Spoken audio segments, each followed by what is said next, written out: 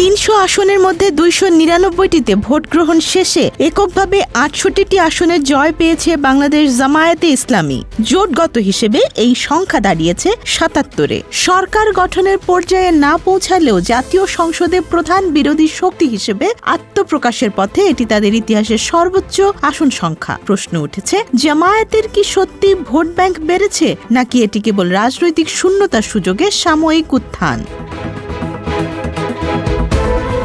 স্বাধীন বাংলাদেশে জামায়াতের নির্বাচনী ইতিহাস ওঠানামায় ভরা। 1991 সালে পঞ্চম সংসদে জামায়াত পেয়েছিল 18টি আসন, ভোট পেয়েছিল 12.13%। ত্রয়োদশ জাতীয় সংসদ নির্বাচন বাদ দিয়ে তা ছিল জামায়াতের সর্বোচ্চ ঐতিহাসিক সাফল্য। ওই বছর বিএনপি সরকার গঠন করে। 1996 সালে সপ্তম সংসদে জামায়াত পেয়েছিল 3টি আসন, ভোট পেয়েছিল 8.61%। 1996 সালে আওয়ামী লীগ ক্ষমতায় আসে।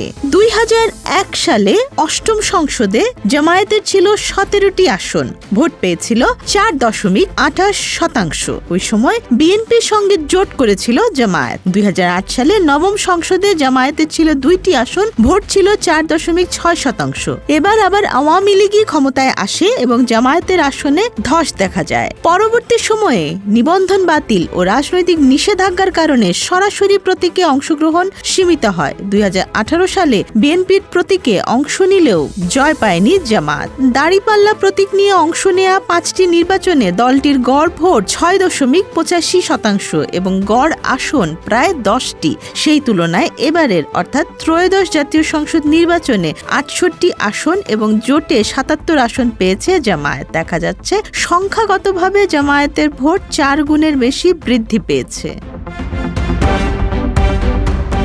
ত্রয়োদশ জাতীয় সংসদ নির্বাচনের ফলাফল বিশ্লেষণ করলে দেখা যায় বাংলাদেশ জামায়াতে ইসলামীর শক্ত ঘাঁটি এখন আর কেবল ঐতিহ্যগত কিছু এলাকায় সীমাবদ্ধ নয়। উত্তর, দক্ষিণ পশ্চিম ও রাজধানী কেন্দ্রিক নগর বলয়ে দলটি উল্লেখযোগ্য বিস্তার ঘটিয়েছে। উত্তরাঞ্চলে রংপুর রাজশাহী বেল্টে দৃঢ় ভিত্তি দেখাতে পেরেছে জামায়াতে ইসলামী। রংপুর বিভাগে মোট 33টি আসনে জামায়াত পেয়েছে 17টি। বিশেষ করে জাতীয় পার্টির দুর্গ ভেঙে রংপুর ও কুড়িগ্রামে সব আসন জোটগতভাবে জয় করেছে জামায়াত।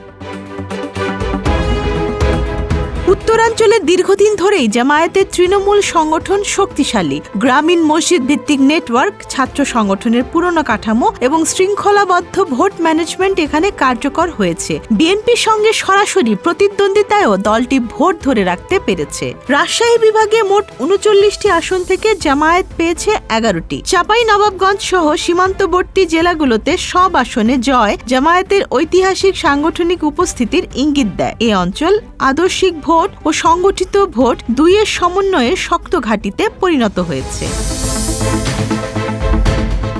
খুলনা বেল্টের সর্বোচ্চ সাফল্য এসেছে জামায়াতের। এখানে মোট 36 আসনে জামায়াত পেয়েছে 25টি।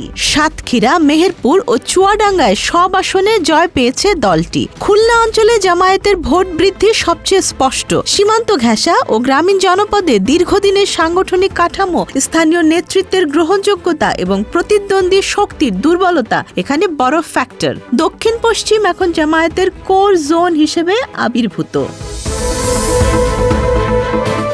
1991 সালের পর থেকে দ্বীপ জেলা ভোলার 4টি সংসদীয় আসনে ভোটের লড়াই ছিল মূলত বিএনপি ও আওয়ামী লীগ কেন্দ্রিক। ভোটের রাজনীতি ও জয় পরাজয়ের হিসাব নিকাশ সবই ছিল এই দুই দলকে ঘিরে। কিন্তু আওয়ামী লীগবিহীন 12 ফেব্রুয়ারি ত্রয়োদশ জাতীয় সংসদ নির্বাচনে 3.5 দশকের সেই হিসাব পাল্টে গেছে। এবারের নির্বাচনে বিএনপির ঘাড়ে নিঃশ্বাস ফেলে নিজেদের শক্ত অবস্থানে জানান দিয়েছে জামায়াতে ইসলামী। 1991 সালে ষষ্ঠ জাতীয় সংসদ নির্বাচন থেকে ত্রয়োদশ জাতীয় সংসদ নির্বাচন পর্যন্ত ফলাফলে দেখা যায় এবার ভোটের মাঠে চমক দেখিয়েছে ভোলার জামায়াতে ইসলামী।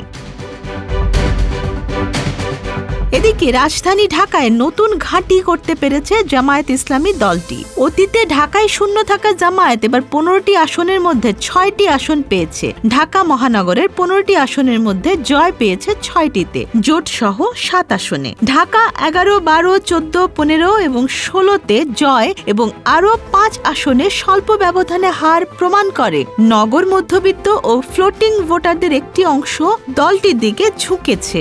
এক, বাড়ি বাড়ি ও ফ্ল্যাট ভিত্তিক প্রচারণা। 2 কম দুর্নীতিগ্রস্ত বিকল্প ইমেজ তৈরিতে জামায়াতের প্রচেষ্টা। 3 সামাজিক যোগাযোগ মাধ্যমে শক্ত প্রচারণা। এটি জামায়াতের জন্য ঐতিহাসিক পরিবর্তন, কারণ 1991 থেকে 2008 সময়কালে রাজধানীতে তাদের কোনো আসন ছিল না।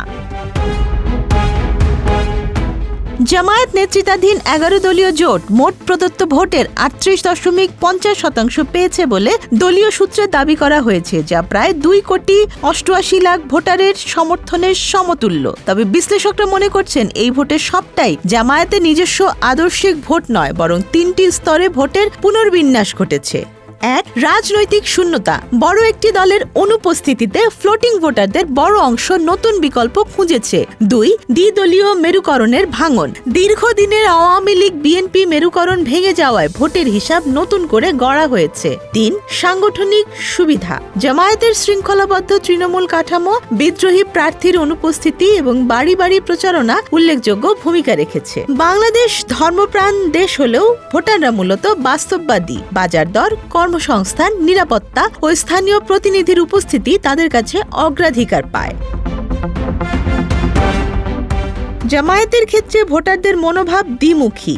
একদিকে 1971 সালের ভূমিকা ও যুদ্ধাপরাধের ইতিহাস তাদের একটি অংশের কাছে অগ্রহণযোগ্য করেছে। অন্যদিকে বিগত 1 দশকের মামলা হামলা দমনপীড়নের প্রেক্ষাপটে একটি অংশের কাছে তারা মজলুম ইমেজ পেয়েছে। এছাড়া রাজনৈতিক আলোচনায় তাদেরকে তুলনামূলকভাবে কম দুর্নীতিগ্রস্ত বিকল্প হিসেবে উপস্থাপন করা হয়েছে, যা আদর্শিক সমর্থনের চেয়ে রাজনৈতিক হতাশা থেকে আগত ভোটে রূপ নিয়েছে।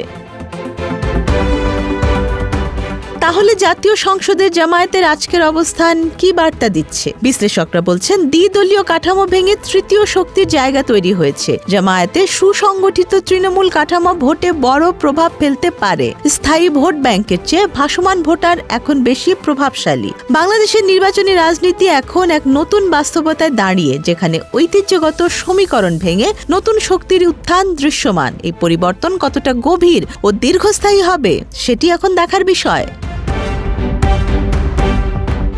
Desk report, Dhaka express.